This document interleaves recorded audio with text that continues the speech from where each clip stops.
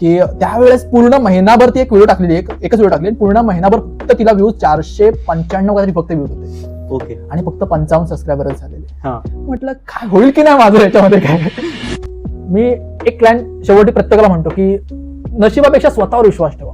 स्वतःवर विश्वास ठेवला तर तुम्ही स्वतःचं नशीब बदलू शकता. मला सांगायचा मुद्दा हा आहे की आपले जे मिडल क्लासची मुलं आहेत किंवा जे शेतकरी मुलं आहेत किंवा जे आता चालू करतायत, जे गावात राहून म्हणतात की ह्याच्यातून काय होणार आहे की नाही, पण मला हे सांगायचं की तुम्ही जर केलं ना तर खूप काही करू शकता. मी अपलोड केला, झोपलो वगैरे शांत, आणि सकाळी पुन्हा बघतोय किती व्ह्यूज गेले, बघतो तर व्हिडिओच नाहीये, व्हिडिओ पुन्हा डिलीट. मग म्हटलं काय झालं विषय. मग मी पहिलंच चेक केला, पासवर्ड मध्ये वगैरे गेलो आणि अकाउंट हॅक झालेलं माझं. माझ्या आयुष्यातला खूप प्लस पॉईंट आहे. मी कोणतीही माझ्या आयुष्यात निगेटिव्ह गोष्ट झाली तरी मी तिला पॉझिटिव्हली घेतो. असं जस्ट पॅसेज मध्ये होतो कॉलेजच्या एका, आणि मला एक छान मुलगी दिसते. इंटरेस्टिंग फॅक्ट आलेला आहे आता. खरा ट्विस्ट कुठे आला सांगतो आयुष्यात, तुम्ही पण नीट ऐका. मनुष्यांनो, आज रत्नागिरी जिल्ह्यातील अशा एका व्यक्तीशी आपली गाठभेट झाली आहे. त्याने काही वर्षापूर्वी सोशल मीडियावरती आपल्या प्रवासाची सुरुवात केली होती आणि आज तो लाखो लोकांच्या मोबाईलच्या स्क्रीनवरती आहे. आपल्या अस्सल ग्रामीण भागातील जीवनशैलीवर आधारित मनोरंजक आणि मनाला भावून टाकणाऱ्या व्हिडिओमुळे त्याने सोशल मीडियावरती एक वेगळं स्थान निर्माण केलं. आज त्याचे इंस्टाग्रामवरती 2,50,000पेक्षा पण जास्त फॉलोअर्स आहेत आणि कॉलेज लाईफ ही त्याची सिरीज इंस्टाग्रामवरती लाखो नाही तर मिलियन्स मध्ये व्ह्यूज मिळवत प्रेक्षकांच्या पसंतीस उतरली. तर आज जाणून घेऊया त्याचा सोशल मीडियावरचा प्रवास आणि त्यामधला संघर्ष. तर क्षणाचा पण विलंब न करता लगेच चालू करूया गाठभेट विथ प्रथमेश पवार. तर हे मनुष्यांनो, मी अमेझिंग यश स्वागत करतो तुमचं एका नव्या कोऱ्या करकरीत आणि कुरकुरीत व्लॉग प्लस इंटरव्ह्यू मध्ये. तर आज आपल्यासोबत आहे प्रथमेश पवार, रत्नागिरीचा एकदम व्हायरल सेन्सेशन आपल्यासोबत इथे बसलेला आहे. तर आज थोडंसं त्याच्याबद्दल अजून जाणून घेऊया. म्हणजे रील्स मध्ये तुम्ही त्याला बघता की त्याचे रील्स मिलियन्स मध्ये जातात, तर आता ऍक्च्युअल आयुष्यामध्ये तो कसा आहे ते आपण आता जाणून घेऊया. तर प्रथमतः वेलकम तुझं माझ्या चॅनलवरती. थँक्यू. आणि आता आमच्या ऑडियन्सला जरा तुझ्याबद्दल तू सांग की कोण आहे प्रथमेश पवार. जो आता त्यांच्यासमोर बसलाय तोच. आणि त्यांना काय माहितीच आहे, म्हणजे मला व्हिडिओमध्ये नेहमीच बघतात ते लोक, त्याच्यामुळे त्यांना माहिती की प्रथमेश पवार कोण आहे, प्रथमेश पवार काय आहे, प्रथमेश पवार काय करतो. ओके. त्या व्यतिरिक्त स्वतःच असा इंट्रो द्यायचं म्हटलं तर थोडंसं कठीण जातं मला. बरं ठीक आहे, मी सोपं करतो तुझ्यासाठी. त्यासाठी तू बसलाय. तर मला सांग की तुझ्या आता घरामध्ये कोण कोण असतं, आई बाबा बहीण भाऊ कोण कोण आहे. ओके. आता माझे गावामध्ये म्हणजे गावामध्ये घर आहे माझं इकडे. तर तिकडे आई वडील, भाऊ आहे, माझा मोठा भाऊ आहे आणि मोठी बहीण आहे. 2 बहिणीचे लग्न झालेत आणि आता शेवटचं मी आहे, माझं पण लग्न व्हायचंय. ओके. तुझं एज्युकेशन काय झालंय. चुकीचा प्रश्न विचारला. बरोबर, प्रश्न चांगला आहे. पण जे खरं आहे ते उत्तर दे. नाही, जी कोण लग्न करणार असेल त्याच्या घरच्यांना कळेल का माझं एज्युकेशन कमी झालं. Okay okay. बायोडेटामध्ये फरक पडेल. तसं म्हणजे एज्युकेशन झालंय माझं, पण लास्ट इयर ठेवलंय मी अजून. ओके. मला करायचं होतं आता, पण बघू पुढच्या वर्षी करेन. लास्ट इयर ठेवलंय. बरोबर. आता हे सगळं करत असताना म्हणजे आपलं मिडल क्लास फॅमिलीचा आपला एक थॉट प्रोसेस असतो की तुम्ही तुमचं शिक्षण झालं की तुम्ही आता बोचका उचला आणि कामाला शोधा की आता कुठे काय काम आहे काय. तर तुझ्या घरची परिस्थिती काय होती, म्हणजे त्यांनी काय सांगितलं की आता तू कामाला जा, नाहीतर काय त्यांनी मार्गदर्शन केलं तुला. ऍक्च्युली बघायला गेलं ना तर मी लहानपणापासून या क्षेत्रातच आहे, ऍक्टिंग क्षेत्रातच आहे, म्हणजे जवळपास 5वी पासून वगैरे. आणि माझी मोठी ताई आहे, तिला पण ह्या सगळ्या क्षेत्रामध्ये आवड आहे. तर तिला बघून किंवा तिचा गायडन्स वगैरे सगळं कंटिन्युअसली, तर मी ह्या क्षेत्रामध्येच कंटिन्युअसली राहिलो. आणि म्हणजे मला वाटलं होतं की माझ्या आयुष्यात एवढ्या गोष्टी घडतील, पण 11वी मध्ये मला ज्यावेळेस पहिल्यांदा एकांकी केली कॉम्पिटिशन आणि पहिल्याच एकांकी कॉम्पिटिशन मध्ये फर्स्ट जेव्हा बेस्ट ऍक्टर प्राइज मिळालं, त्यावेळेस कळालं की आपल्यामध्ये स्पार्क आहे, तो आपण करू शकतो काहीतरी ह्या क्षेत्रामध्ये. आणि घरच्यांना कळालं की काहीतरी करू शकतो. ओके. तर विषय असा झाला की मला कधी घरच्यांनी जॉबसाठी फोर्स नाही केला. त्याच्यामुळे मला एक पॉईंट जाणून मिळाला की आपण ह्या क्षेत्रामध्ये काहीतरी करू शकतो. परिस्थिती तशी नाहीये आमची की म्हणजे बॅक सपोर्ट असं काहीच नाहीये स्ट्रॉंगली, बाबा जॉबला आहेत, आई जॉबला आहे, असं काहीच नाहीये. मिडल क्लास सगळे शेती करतायत गावामध्ये. ओके. आणि अशा प्रवासातून ही गोष्ट करणं आणि घरच्यांनी सपोर्ट करणं माझ्याकडे खूप मोठी गोष्ट होती. घरच्यांच्या सपोर्टमुळे ऍक्च्युली ही गोष्ट करू शकलो मी. ओके, म्हणजे घरच्यांचा तुला पूर्ण Support, सपोर्ट आहे या support, गोष्टीसाठी, त्याच्यामुळे तू एकदम बिंदास्त होऊन या सगळ्या रील्स बनवतोस. खूप सुंदर. आणि तुझं मूळ गाव काय, कुठल्या गावचं आहेस तू? माझं रत्नागिरीतलं फणसवळे गाव आहे. फणसवळे. तर मग फणसवळे गावातून येऊन तुला हे जे कॉन्टेंट क्रिएशनचं जे वर्ल्ड आहे त्या वर्ल्ड मध्ये तू कसा एंटर झालास? तुला कधी कळलं की आता भाई आपल्याला मोबाईल उचलला पाहिजे, आपण आपल्यामध्ये ती कॅपॅसिटी आहे की आपण आता जाऊ शकतो, रील बनवू शकतो, ऍक्टिंग करू शकतो?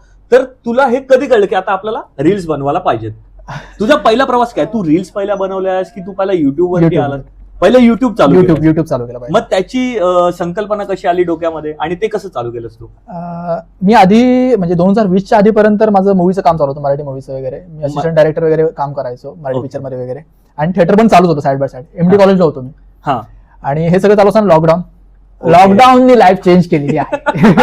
बऱ्याच कॉन्टेंट क्रिएटर्सची लाईफ लॉकडाऊनने पूर्ण चेंज करून टाकले. 2020ला लॉकडाऊनचा झाला, त्याच्यानंतर मग 14 दिवस क्वारंटाईन होतो शाळेमध्ये. मग मुंबईवरून इकडे आल्यानंतर आणि म्हटलं आता करायचं काय. तर मग एक पॉईंट होता की युट्यूबवर त्यावेळेस कॉमेडी व्हिडिओ चालायचे असतं. मग अशीच एक व्हिडिओ केली, म्हटलं चल टाकूया अशीच. आणि मी फ्रँकली एक सांगतो की त्यावेळेस पूर्ण महिनाभर ती एक व्हिडिओ टाकलेली, एकच व्हिडिओ टाकली. पूर्ण महिनाभर फक्त तिला व्ह्यूज 495 काहीतरी फक्त व्ह्यूज होते. ओके. आणि फक्त 55 सबस्क्रायबरच झालेले. म्हटलं काय होईल की नाही माझं याच्यामध्ये काय. पण आपण जर केलं, आपण जर मेहनतीने एखादी गोष्ट केली तर आपल्याला त्याचं गोष्टीचं फळ मिळतं. बरोबर. तसंच काहीसं झालं आयुष्यात. आणि ऍक्च्युली युट्यूबच चालू होतं माझं 2-3 वर्ष, सगळं युट्यूबच चालू होतं. युट्यूबवर कॉमेडी व्हिडिओ करायचो, ब्लॉगिंग करायचो, माझं अर्निंग पण चालू होता तिकडून. आणि माझा एक मित्र होता मुंबईला एमडी कॉलेजला, महेश घेते नावाचा. तर तो मला शिव्या घालून बोलायचा. आता मी शिव्या देऊ शकत नाही पण तो शिव्या देऊन बोलायचा की प्रथमेश अरे कर ना तू रील्स, बाकीचे मग सगळे रील्स करतायत. म्हटलं अरे नाही रे, मला इंटरेस्ट नाही रे याच्यामध्ये. आणि तेव्हा कसं ते मी व्लॉगिंग करायचं, माझं सगळं चांगलं व्यवस्थित चालू होतं. आणि माझं असं होतं की यार 30 सेकंदामध्ये काय करणार, 60 सेकंदामध्ये काय करणार. तर मला शिव्या करून बोलायचं की हा तू कर. म्हटलं चल आता करायचं म्हणतोयस तर मी विचार नव्हता केला करायचा. पण आता सांगू काय प्रवास एक रीलचा कुठून झाला तो? आम्हाला तेच आहे का की तू ह्या रील मध्ये कसा आलास, रील बनवायच्या कसं चालू केलंस? तर तो मला शिव्या घालायचा वगैरे. आणि तरी पण मी तितकं मनावर नव्हतं घेतलेलं. आता खरा ट्विस्ट कुठे आला सांगतो आयुष्यात, तुम्ही पण नीट आहे का. एमडी कॉलेजला असताना I think me last year की काहीतरी सेकंड इयरला, म्हणजे आता मी जवळपास 2.5 वर्ष झाले असतील रील्स चालू केलेत. 2.5-3 वर्ष वगैरे होतील आता मला रील्स चालू करून. तर कॉलेजला असताना मी असं जस्ट पॅसेजमध्ये होतो कॉलेजच्या एका, आणि मला एक छान मुलगी दिसली. इंटरेस्टिंग फॅक्ट आलेला आहे, छान मुलगी दिसली. छानच होते ती. आणि मी आमच्या NSC रूमच्या इकडे होतो आणि तसे मस्तपैकी एकदम त्यांच्या कॉमन रूमच्या इथे उभी होती. तर आणि मी जस्ट असं तिच्यासमोरून असं जात होतो आणि मी तिकडे थांबलो जाऊन पुढे. आणि माझ्यासोबत माझी मैत्रीण होती आणि अजून कोणतरी मित्र होता. मला तितकं सध्या आठवत नाही, पण जितकं आठवतं तितकं मी सांगतो. तर मला गाणी बोलायला आवडतात. आणि मी असंच गाणं आँखों के पन्नों पे, ते गाणं चालू झालेलं माझं. आणि तिने लूक टाकला माझ्याकडे एक. तर मी लगेच आपला काही विषयच नाही. आणि त्याच्यानंतर मी माझ्या मैत्रिणीला म्हटलं की बघितलंस तिने कसलं माझे बघितलं गाणं म्हटल्यावर. ती म्हणते प्रथमेश तिने याच्यासाठी बघितलं कारण ती माझी मैत्रीण आहे. पहिला हार्ट ब्रेक. मग म्हटलं अरे यार तुझी मैत्रीण आहे ना, मग जरा एक काम कर ना, जरा सेटिंग बघ ना काय होते. Common question. तेव्हा काय नाही ना विषय. म्हटलं जरा सेटिंग होते का बघा, असंच काहीतरी, एवढं असं काय नाही पण नॉर्मलीच म्हटलं. तर ती म्हणली की ती पहिली गोष्ट कोणाला भाव देत नाही, कोणाला काही बोलायला मागत नाही, काहीच नाही. म्हटलं ठीक आहे, म्हणजे चॅलेंज नाही लावायचं म्हटलं माझ्यासोबत.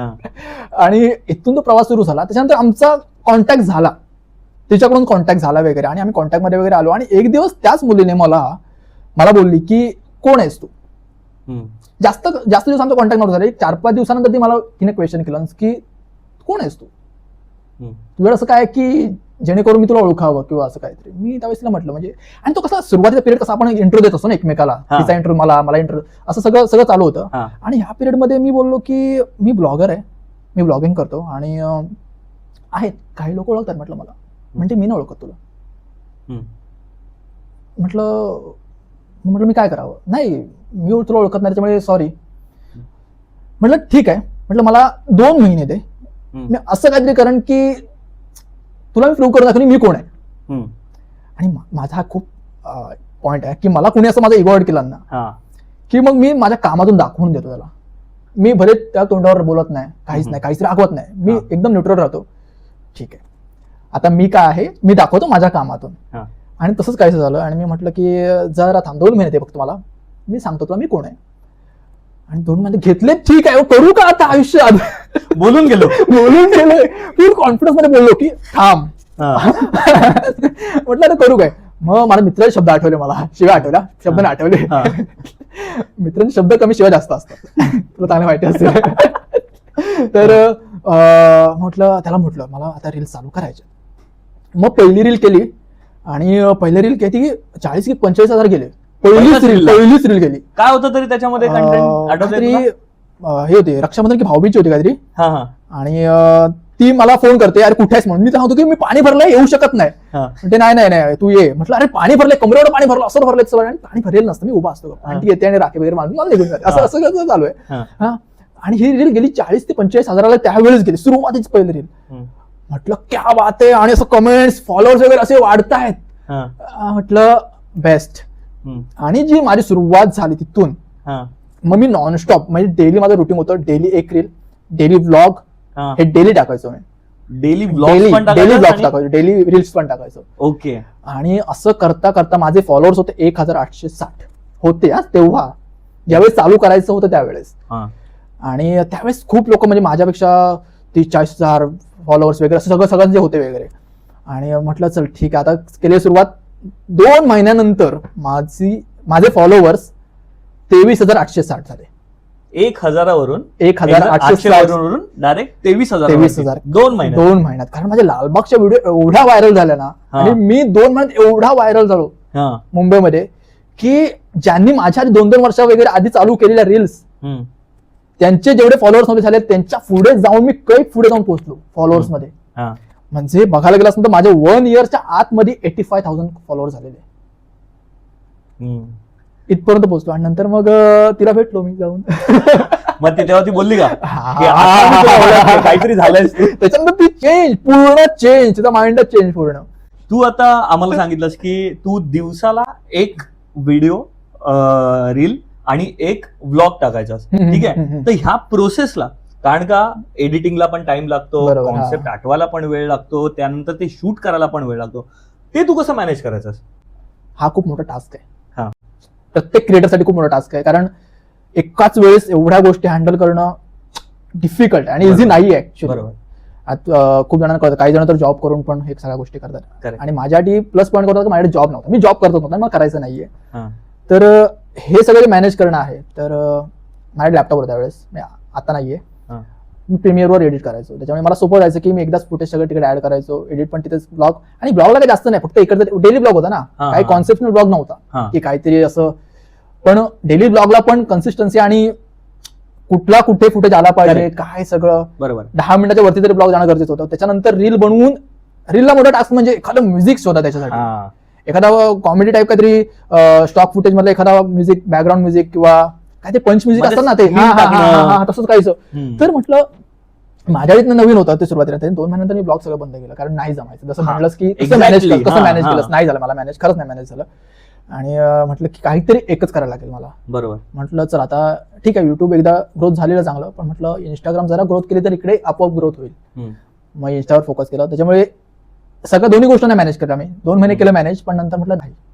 सो हा एक वेगळा प्रवास होता. तुला आठवतंय का तुझी कुठली एक व्हिडिओ आहे जी एवढी फुटली, एवढी व्हायरल झाली की म्हणजे मिलियन्स मध्ये गेले तिचे व्ह्यू, आणि रातोरात तुझं आता इंस्टाग्राम वालं जे तुझं वर्ल्ड आहे ते बदललं? कॉलेज लाईफ मी पण खूप ऐकून आहे त्या कॉन्सेप्ट बद्दल, येणार आहे मी त्याच्यावरती पुढे, पण तू एक्सप्लेन कर थोडं मला की काय झालं होतं. म्हणजे आधी माझे फॉलोअर्स होते चांगले झालेले, पण ते कसे रेग्युलर कॉन्सेप्ट होते, म्हणजे काहीतरी आज वेगळा कॉन्टेंट केला तर उद्या वेगळा कॉन्टेंट, असं सगळं चालू होतं. म्हणजे मिलियनला व्ह्यूज जायचे, काही वेळेस लाखात पण व्ह्यूज असायचे वगैरे. आणि 1,05,000 पर्यंत मी कसं तरी पोहोचलो, 1,07,000 पर्यंत, हा ना, 1,07,000 फॉलोअर्स पोहोचलो कसं तरी. आणि त्याच्यानंतर हे 1,07,000 सॉरी मी तुला इंटरप्ट हा, करतो. हा. 1,07,000 तुझे किती पिरियड मध्ये झाले? एका वर्षात तुझे 85 झाले. 2 वर्ष लागली मला नंतर. 2 85 1 इयरच्या आतमध्ये होते. त्याच्यानंतर मला पूर्ण 15,000 फॉलोअर्स फक्त गेन करायला 1 इयर क्रॉस झाला. ओके, म्हणजे लागला मला 1 इयर पूर्णच लागला. पूर्ण लागला. त्याच्यामध्ये माझे मी एकदा 96,000वर जाऊन पुन्हा मायनस आलो, 93,000वर आलो. होतं असं इंस्टाग्राम वरती होतं की तुला खूप लोक अनफॉलो पण हो करतात. हो. ठीक आहे. त्याच्यानंतर मग 1,07,000 पर्यंत कसा तरी आलो. हा. आणि त्याच्यानंतर रत्नागिरीमध्ये कॉम्पिटिशन झालेली हा. आणि त्याच्यावर खूप कॉन्ट्रोवर्सी झालेली हा. कॉम्पिटिशनवरून. आणि त्या पिरियडमध्ये माझे 15 दिवस पूर्ण डाऊन गेलो. म्हणजे मी काहीच रील टाकली नाही, ना रील ना काहीच नाही टाकली. काय होती ती कॉम्पिटिशन? रील कॉम्पिटिशन होती, रील बाज कॉम्पिटिशन होती. आणि त्या कॉम्पिटिशन मध्ये मी सेकंड आलेलो. हा. आणि रत्नागिरी विविधता नटलेला जिल्हा असा एक टॉपिक होता. आणि माझ्या रीलवरून आणि जे नंबर आलेले 3, तर त्या 3 नंबरवरून थोडी कॉन्ट्रोवर्सी चालू होती आणि सगळ्यात जास्त हायलाइट झालेली माझी रील झालेली. ओके. तर माझ्या रीलला जास्त कॉन्ट्रोवर्सी मध्ये पकडलं गेलं होतं आणि मी सगळ्यांना रिप्लाय करतो. मी सगळ्यांची तोंड बंद केली. आणि मग माझ्या आयुष्यात आला टर्निंग पॉईंट. मी याच ठिकाणी बसलो होतो, ह्याच स्टुडिओला बसलो होतो. आदित्य दादा होता. आणि म्हटलं आता करू काय. मला मी पूर्ण म्हणजे माझा रीच सांगतो तुला, खरं सांगतो, म्हणजे पूर्ण मायनस रीच होता इंस्टाग्रामचा. जवळपास 8-9 लाखाच्या आसपास आला असले रीच. मिलियनचा रीच फक्त 8-9 लाखाच्या आसपास आला. आणि नाही त्याच्यापेक्षा कमी आला असेल माझ्यामध्ये, त्याच्यापेक्षा कमी आलेला, खूप कमी आलेला, एकदम लो आलेला. एंगेजमेंट तर पूर्ण 2 लाखाच्या खाली होते एंगेजमेंट. म्हटलं आता करू काय. मग असंच एक जस्ट कॉन्सेप्ट रेडी केला आणि तो सुसाईड वगैरे करायला जातोय आणि मग राजांची मूर्ती पडते आणि मग तो चेंज होतो. म्हटलं करू काय. म्हणून मी ते जस्ट व्हिडिओ टाकले. माझे फॉलोअर्स होते 1,07,000. व्ह्यूज किती यावेत सांग मला, तुझ्या अंदाजे सांग किती व्ह्यूज असावेत मला 2 दिवसात? 2 दिवसात जास्तीत जास्त व्हायरल गेली 100K 150K 14,000 ते 15,000 व्ह्यूज. एवढा माझा रीच मायनस होता पूर्णतः.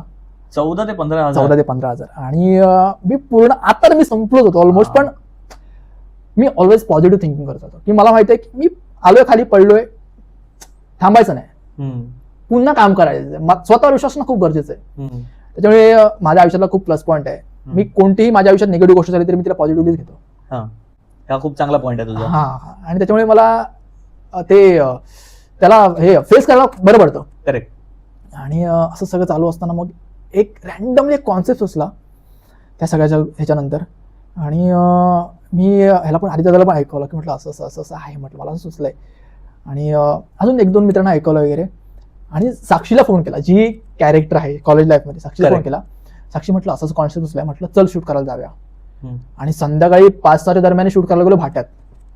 शूट वगैरे केलं आणि एक शेवटचा सीन घ्यायचा होता मला. असं गाडीवरती जाते आणि तो सीन संपतो असं घ्यायचा होता. आणि काळोख झालेला, म्हणजे ऑलमोस्ट 6:30 पावणे 7 वाजून गेले होते. आणि म्हटलं लाईट मिळणार नाही. आणि माझी इच्छाच नव्हती अपलोड करायची लिटरली. म्हणजे मी म्हटलं नाही करायचं, म्हटलं बघू आपण नंतर करू. म्हटलं एडिट केला आणि म्हटलं चल आता काय करू म्हटलं चल टाकतो. टाकला आणि जो व्हायरल झाला व्हिडिओ माझ्या आयुष्यातला, म्हणजे व्हायरल झाले व्हिडिओ, खूप व्हायरल झाले. पण हा जो कॉलेज लाईफ मधला जो व्हिडिओ होता, पहिला व्हिडिओ झालेला व्हायरल, त्या व्हिडिओने जो काय माझं आयुष्य चेंज केलं.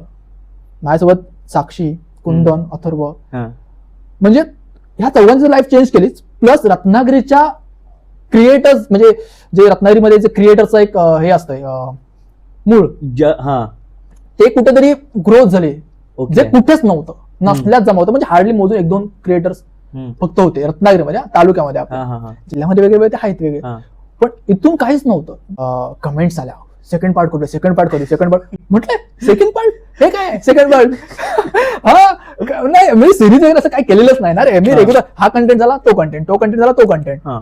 आणि हे सगळं सुचण्याचं ठिकाण म्हणजे हे ठिकाण आहे जिथे आता आपण बसलो किंवा ज्या ठिकाणी सगळ्या गोष्टी आहेत.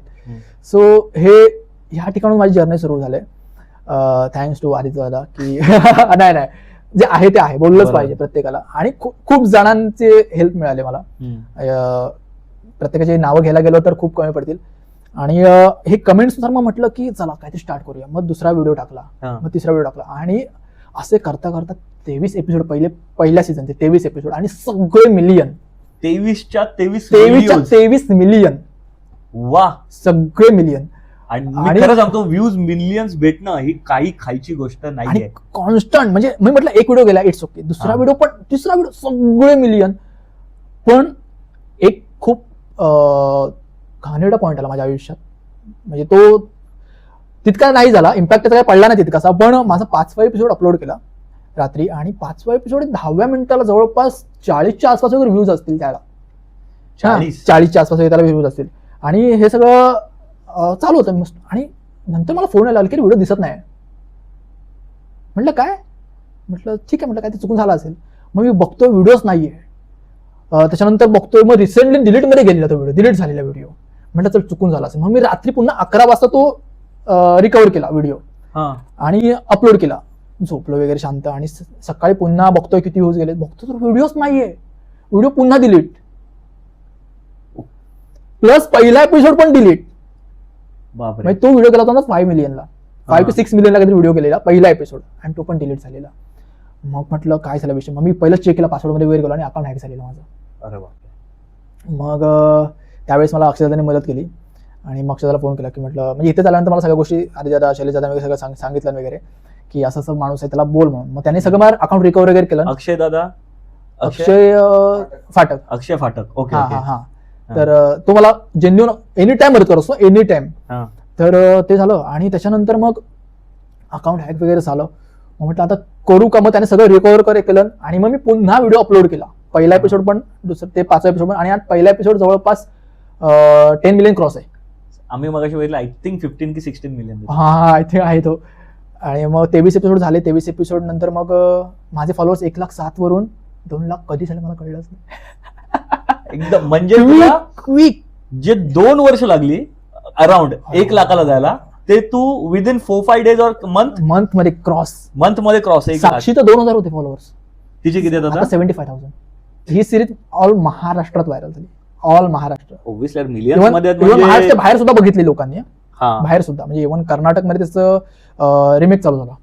हा, कर्नाटकमध्ये तिकडच्या मुलांनी त्याचं सेम टू सेम तसं व्हिडिओ करायला सुरुवात केली. आणि आतापर्यंत आपण पिक्चरचा रिमेक ऐकला होता, रील्सचा रिमेक जो आपल्या मराठीत होते तोच तिकडे कर्नाटकमध्ये. खूप चांगली गोष्ट आहे. आणि ज्यावेळेस कॉलेजला व्हायरल झाली ना, एक सगळ्या क्रिएटरसाठी खूप मोठी गोष्ट झाली आयुष्यातली ती. म्हणजे खूप क्रिएटर्सची लाईफ घडली तिथून, आमची तर घडलीच. पण कॉलेज लाईफ ह्या कंटेंटला घेऊन, कॉलेज लाईफच्या ट्रेंडला घेऊन आहे ना, खूप जणांनी रील्स चालू केल्या त्या कंटेंटला पकडून. ओके. आणि खूप जण आज व्हायरल आहेत, खूप जण व्हायरल आहेत त्या गोष्टीमुळे. पण आम्हाला प्राऊड ह्याच्यासाठी वाटते की सुरुवात आम्ही केली. आम्हाला पण म्हणू शकत नाही की आम्ही कॉपी कंटेंट केलेत. एक्झॅक्टली आमचं स्वतःचं डोकं आहे ते. तर माझा आता पुढचा तुला क्वेश्चन आहे की तू आता एवढे सगळे रील बनवतोस, तू थिएटर पण केलंयस, बरोबर आहे. तर तुझा असा काही ड्रीम रोल आहे का की मला हा एक रोल मला करायचा आहे लाईफमध्ये? ड्रीम रोल माझ्यासाठी आहे ना, म्हणजे मला असं हिरो टाईप वगैरे, मी स्वतः हिरो टाईप वगैरे काय दिसत नाहीये, पण ज्यावेळेस मी नागराज मंजुलीला बघतो ना, तर माझं ऍक्च्युअली ड्रीम आहे की मला त्या माणसाच्या हाताखाली एकदा तरी काम करायचं. हे माझं ड्रीम आहे. आणि ड्रीम रोल जर बघायला गेला असता तर तो जो कॅरेक्टर निवडतो ना, किंवा तो जो कॅरेक्टर व्हिज्युअलाइज करतो ना, की मला हे कॅरेक्टर असं हवंय, सो ते कुठलंही कॅरेक्टर असेल त्याच्या हाताखाली, तो एक माझा ड्रीम रोल असेल माझ्यासाठी. म्हणजे कोणताही कॅरेक्टर असेल, हिरो असेल, साईड असेल, म्हणजे माझ्यासाठी प्रत्येकासाठी एक कॅरेक्टर असेल, मला हे कॅरेक्टर करायचं, हे कॅरेक्टर. पण माझ्यासाठी त्याने डिझाईन केलेलं कोणतंही कॅरेक्टर माझ्यासाठी ड्रीम रोल असेल. नाही, नक्कीच खूप मोठा माणसाचं नाव घेतलंय की त्यांच्या हाताखाली काम करणं हे नक्कीच. कुठला पण जो माणूस थिएटर करतोय, म्हणजे रील कंटेंट आहे त्याचा ड्रीम रोल असणारच आहे. तू पहिल्यांदा प्रसिद्ध व्हायच्या अगोदर आणि आता तुझे 250K फॉलोअर्स आहेत तुझे, बरोबर आहे. त्याच्यानंतर लाईफ काय चेंज झालंय? म्हणजे तुला असं कोण रस्त्यात भेटतंय का, क्या प्रथमेश दादा एक फोटो देणार, क्या प्रथमेश दादा काय रील काय मस्त होत्या तुझी, एक नंबर होती, असे काही अनुभव आलेत का तुला? अनुभव तर भरपूर आलेत, असे खूप अनुभव आलेत. मला आठवतंय, म्हणजे मला त्यावेळेस मी 2020ला सुरुवात केली, त्याच्यानंतर मला वाटायचं की लोकांना कसं सेल्फी काढतोय, असं आपल्याकडून कोणतं सेल्फी काढावं. आणि एक दिवस मी असाच रॅन्डमली खाली रामाळीत मार्केटमध्ये फिरत होतो, असं आणि एक मुलगा आला, म्हणतो दादा तुझ्या व्हिडिओ बघतो. आणि त्या मुलाने माझ्यासोबत पहिली सेल्फी काढली होती त्या मुलाने. आणि माझ्यासाठी एवढं भारी वाटलं, मी घरी येऊन सांगायला लागलो की माझ्यासोबत कोणतरी सेल्फी काढले. हा, सेलिब्रिटी झाले मी. आणि तिथून तू मला जसं म्हणालास की 2,50,000 फॉलोअर झाल्यानंतर तुझी जर्नी कुठे स्टार्ट झाली किंवा हा. काय फरक झाला तुझ्या आयुष्यात. हा. जसं म्हटलंय तर मगाशी की माझे 2,57,000 फॉलोअर्स झाले होते, हा. पुन्हा कमी आलो, मायनसला आलो. हा. का तर मध्ये पुन्हा गॅप पडला कारण मी आजारी होतो, ऍडमिट होतो सिव्हिलला वगैरे. हा. त्याच्यामुळे पुन्हा गॅप पडला, सगळं कॉम्पिटिशन लागली, दाढी मिशी सगळी काढली होती, हा. त्याच्यामुळे स्क्रीन समोर आलो नाही जास्त. हा. सो सगळ्या पिरियडमध्ये पुन्हा फॉलोअर्स मायनस झाले. हा. आता चेंज काय झालं आयुष्यात माहितीये की म्हणजे जर मी आता प्रमोशन, इंस्टाग्राम काही देत नाहीये पहिली हा. गोष्ट तर, पण आता प्रमोशन्स केल्यानंतर जे काय पैसे येतात, हा. ऍक्च्युली पैसे आल्यानंतर आपल्या अंगावर चांगले 4 कपडे चढतात. बरोबर. आपला समाजातल्या लोकांचा बघण्याचा आपला दृष्टिकोन बदलतो. बरोबर. म्हणजे थोडक्यात काय की आपला एक स्टेटस वाढतो लोकांसमोर. हा. तर मला काय वाटतं की हे जे फॉलोअर्स जे आहेत ते हा. माझ्या लाईफमध्ये एक टर्निंग पॉईंट आहेत. म्हणजे Okay. माझे एक इमेज त्यांनी क्रिएट केले. हा. हा. पैसे मिळतात, इट्स ओके, पैसे काय मॅटर नाही करतायत, पैसे तितके मॅटर करतात, पण हा. ह्या गोष्टी नाही करताय की ह्या फॉलोअर्सने मला एक प्रथमेश पवारचा एक रिस्पेक्ट वाला प्रथमेश पवार दिलाय वेगळा, जिचा लोक आज रिस्पेक्ट करतात. ओके. सो हा एक चेंज झाला. चेंज दिला. ओके. आता सोशल मीडियावरती तू रील ज्या पोस्ट करतोस त्याच्यामध्ये एक अशी कोणी कमेंट दिले का की तुला असं वाटलं यार काय कमेंट दिले यार तुला जाम आवडले? माझ्या आयुष्यातली सगळ्यात बेस्ट कमेंट कोणाची होती माहिती आहे? म्हणजे हा. त्यावेळेस रिफायनरीच्या अगेन्स्ट सगळेजण कोकणातले माणसं, हा, हा. लढा चालू होता, बरोबर. राजापूरची रिफायनरी, Correct. मी सुद्धा होतो त्याच्यामध्ये. आणि कोकणातला पहिला क्रिएटर होतो ज्याने कोकणाच्या म्हणजे रिफायनरच्या अगेन्स्ट रील्स केले होते त्यावेळेस. ओके. हा. हा. म्हणजे कोकणी रान माणूस होताच, पण तो एक समाज प्रबोधन किंवा समाज तो त्या रिलेटेड काम करतोय. मी ऍज असा रेग्युलर क्रिएटर म्हणून मी पहिला होतो त्यावेळेस. आणि मला त्यांनी त्याने स्टोरी टाकली, कोणी? कोकणी रान माणूस, हा. माझी रील, आणि त्याच्या खाली त्याने मोठा ड्राफ्ट लिहिलाय. आणि तो माझ्यासाठी खूप मोठी गोष्ट होती की कोकणी रान माणूस सारखा माझ्या रीलला अप्रिशिएट करतोय. बरोबर. म्हणजे ती ऍक्च्युअली कमेंट आहे माझ्यासाठी आयुष्यातली खूप मोठी अप्रिसिएशन की एका मोठ्या मोठा क्रिएटर कडून जो आता खूप सोशली ऍक्टिव्ह सोशली आहे ऍक्टिव्ह आहे खूप. त्याच्याकडून तुला कमेंट येणार. हा. आता ह्या एका पॉइंटकडे मी येणार आहे हा. हा. की जसं आता तू जॉब करत नाहीयेस, बरोबर आहे, हम्म. आणि तुझं आता युट्यूब पण थोडं कमी झालंय, आता तू इंस्टाग्राम वरती जास्त फोकस करतोयस, हा. तर तुझं जे अर्निंग आहे ते कसं होतं? घरातले सगळे म्हणजे आई वडील गावात शेती करतात, हा. मोलमजुरी करतात. भाऊ माझा जॉबला आहे, हम्म. बहीण आहे आता गावाला, आणि मी पण. आता सुरुवातीला वाटायचं हम्म. की फक्त भाऊ एकटाच कमवतोय हम्म. किंवा ताई कमवतोय वगैरे, हम्म. वाटायचं की घरी आपण पण द्यावेत, पण हा. मला त्यावेळेस काही यायचं नाही. हा. युट्यूबवरून आलं तर थोडंफार अर्निंग यायचं, हा. ते पण आलं 10-12 हजार किंवा 15 हजार वगैरे आलं तर ते चालून जायचं, संपायचं म्हणजे संपायचं. म्हणजे बरोबर. फॅमिली मोठी आहे ना, करेक्ट. मग इकडे दे, ह्याच्याकडे दे, त्याच्याकडे दे, लाईट बिल भर, हा. टीव्हीचा रिचार्ज असेल वगैरे वगैरे सगळं चालू होतं. आणि पण मला माहिती होतं की ह्याच्यातून खूप अर्निंग आहे, बरोबर. आणि केलं तर आहे. करेक्ट. फक्त मला एवढंच ठेवायचं होतं की आता अर्निंगकडे फोकस करण्यापेक्षा फॉलोअर्सकडे फोकस कर.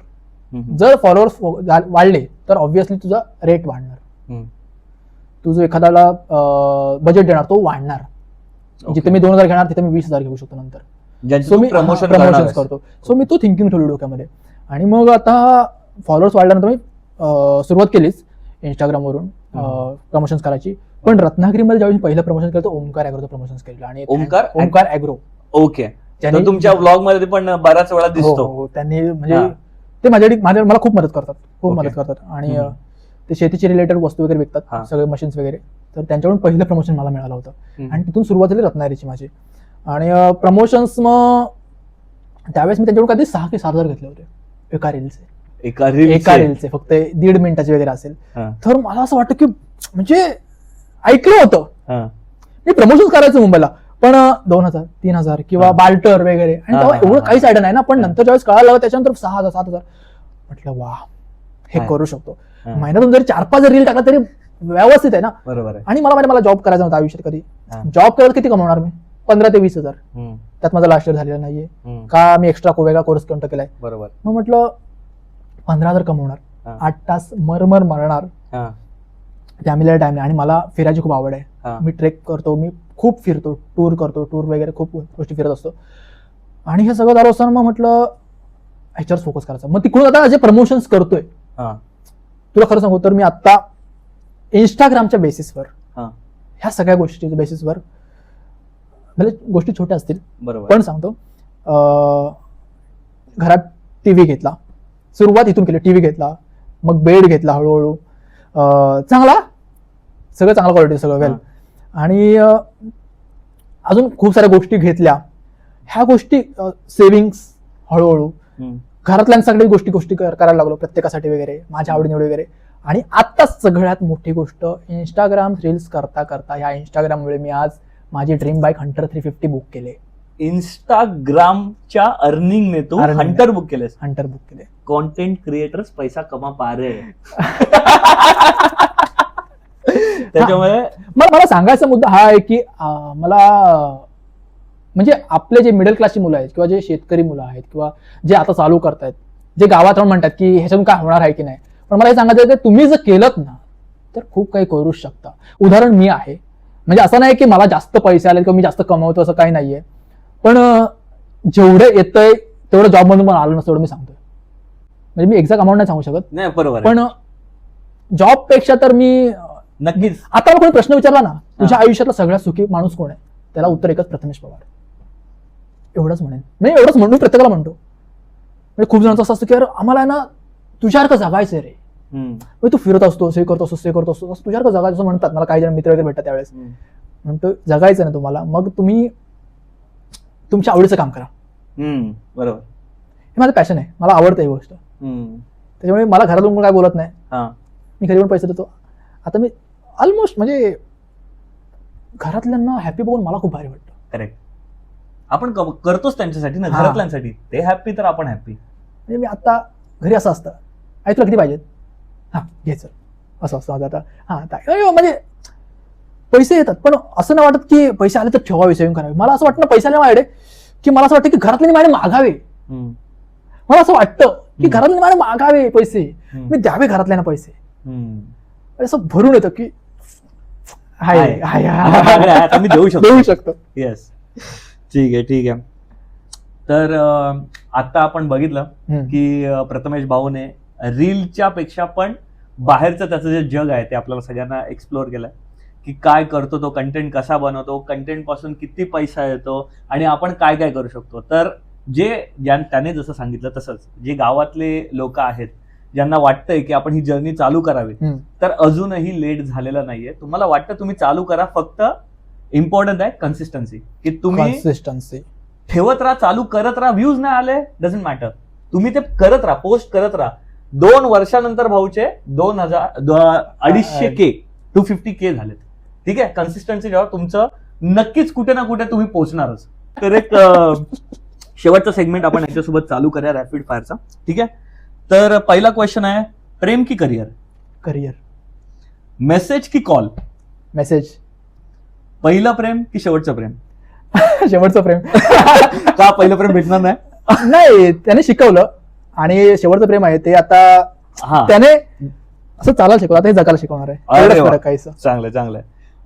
थिएटर ऍक्टिंग की content creation? Theatre acting. Okay. एका शब्दात स्वतःला डिस्क्राईब करायचं, एकच शब्द, काय सांगशील? मेहनत. मेहनत. मेहनत. प्रथमेश पवार म्हणजे मेहनत. प्रथमेश पवार म्हणजे मेहनत. मेहनत. आणि शेवटचं आहे की तुला एका व्यक्तीसोबत आयुष्यभर राहायचंय की बऱ्याच लोकांना सोबत घेऊन जायचंय? बऱ्याच लोकांना, ऑब्व्हियसली. अरे खूप चांगला, हा माझा आधीपासूनचा थॉट आहे. सगळ्या लोकांना घेऊन जायचं. बघतो तुझी टीम, आम्ही सगळी बघतो, तू एकटा नाही, तुझी सगळी टीम लागलेली असते सगळ्या व्हिडिओज बनवण्यामध्ये. तुझे आता 250K फॉलोअर्स आहेत. आम्ही विश करतो की तुझे 500 होऊ देत, 1 मिलियन जाऊ देत, 2 मिलियन जाऊ देत, आणि असाच तू कंटेंट बनवत राहा. असंच आपल्या रत्नागिरीचं नाव जे आहे ते अजून आपल्या स्टेट लेवलला नाही, इंटरनॅशनल लेवलला नाही, बाहेरचे लोक तुला ओळखायला लागू देत, हे आमच्याकडून तुला विश आहे. आणि परत कधीतरी तुझे 500K झाल्यावरती मी तुला भेटेन आणि मी तुला बोलेन की यार प्रथमेश अजून एक व्हिडिओ करूया, अजून थोडं लोकांना इन्स्पायर करूया. अशी माझी इच्छा आहे. लवकरात लवकर असा कंटेंट बनवू की जे 500K होतील. खूप बरं वाटलं प्रथमेश भावा, आलास, भेटलास, गप्पा झाल्या आपल्या. विश करतो की आपण लवकरच पुन्हा भेटू आणि अजून एक व्हिडिओ बनवू. Thank you so much. यस, पक्का. आणि मित्रांनो, आमची ही व्हिडिओ आवडली असेल तर नक्कीच चॅनलला लाईक करा, सबस्क्राईब करा आणि शेअर करा. आणि भावाचं पण युट्यूब चॅनल आहे. चॅनलचं नाव दादा? माझ्या चॅनलचं नाव आहे प्रथमेश पवार. अरे ब्रँड आहे ब्रँड. आपल्याला दुसऱ्या नावाची गरज नाही. सो प्रथमेश पवार हे जर तुम्ही नाव टाकलं तर भावाचं चॅनल येणार. सो त्याला पण सबस्क्राईब करा आणि भेटूया पुढच्या ब्लॉग मध्ये किंवा इंटरव्ह्यू मध्ये. असे चांगले चांगले Yes, yes. क्रिएटर्स आपल्याला भेटले तर त्यांची जर्नी आपण एक्सप्लोर करूया. मला डायरेक्टली बोललाय पण बरं वाटलं की माझा प्रवास त्याने ऐकून घेतला आणि तुमच्यापर्यंत पोहोचवतोय, त्याच्याबद्दल त्याचं पुन्हा एकदा खूप सारे आभार. आणि संपूर्ण जे कॅमेऱ्याच्या मागे जी टीम आहे त्यांचे पण खूप सारे आभार. आणि दादाच्या चॅनल सुद्धा सबस्क्राईब करा. बस एवढंच म्हणेन, कारण त्यांनी सुद्धा एक सुरुवात केलेली आहे आणि सुरुवातीला आपण सपोर्ट केला तर नक्कीच त्याला सुद्धा सक्सेस मिळेल ह्या क्षेत्रामध्ये. आणि तुम्ही सुद्धा मला फॉलो करा. तर भेटूया आपण पुढच्या व्हिडिओमध्ये. तोपर्यंत जय हिंद, जय जय महाराष्ट्र. महाराष्ट्र. अमेझिंग यश सायनिंग ऑफ.